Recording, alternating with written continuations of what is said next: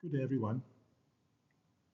I want to start by thanking you, members of the Education Select Committee of Ghana's Parliament, for giving me this opportunity to share a few words.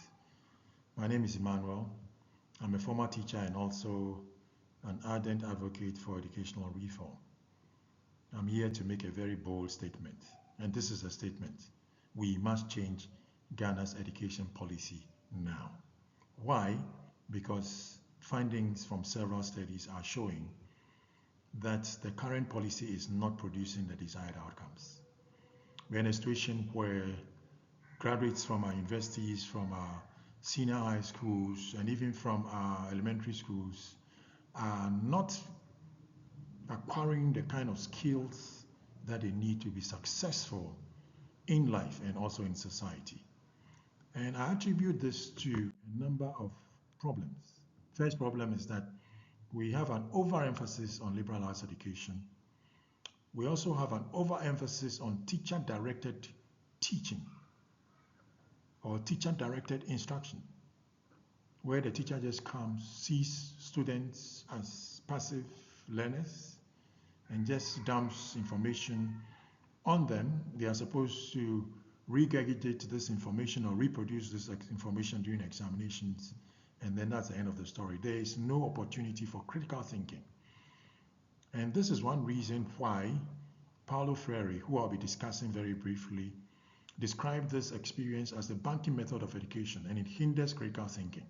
We need a lot more critical thinkers in our education system and in our society as a whole.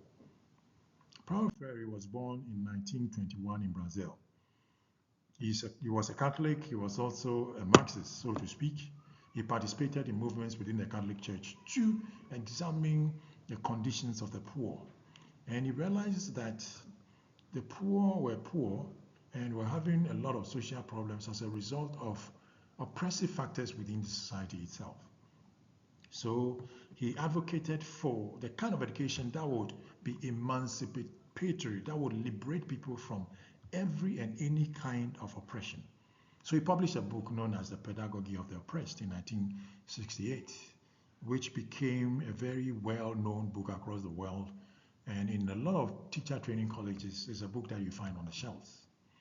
He also set up a program for democratizing schools and education. He felt that every child, every student, as well as teachers must have an opportunity to contribute to the educational process through critical thinking. So his pedagogy essentially looked at how students can be helped to develop an awareness of their social context, criticize dominating theories, and also work or act to transform their society. And I think that that is the linchpin that connects them to usefulness in society. They must be able to not only know, but must also be able, through critical thinking analysis, act to transform their societies. Yes, of course, you have theorists who always agree with you, and also those who disagree with you.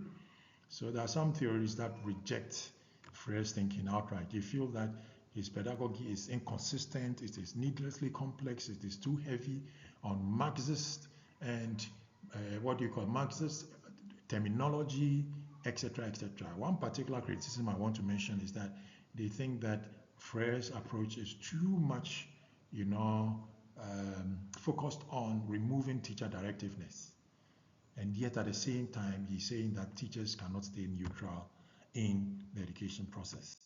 I think that Freire's thinking about critical consciousness or conscientization is very necessary for Ghana's education system because it's going to change completely the approaches that are currently used by teachers in the classrooms. Teachers will now create space for debate, for open discussions, for questioning, for dialogue, because that is what we need. That's the kind of processes we must introduce students to so that they can become critical thinkers, assess social problems, come up with solutions to address these social problems, and then also be able to act on it. And finally, let me say that the way forward to should be that we should include in this context their socio-moral education. They must be educated on these things that make up for virtue so that they become not only people who are intellectuals, but people who value virtue, things like love, things like righteousness, in order to have a very holistic education process for our students. So let me thank you very much for your attention.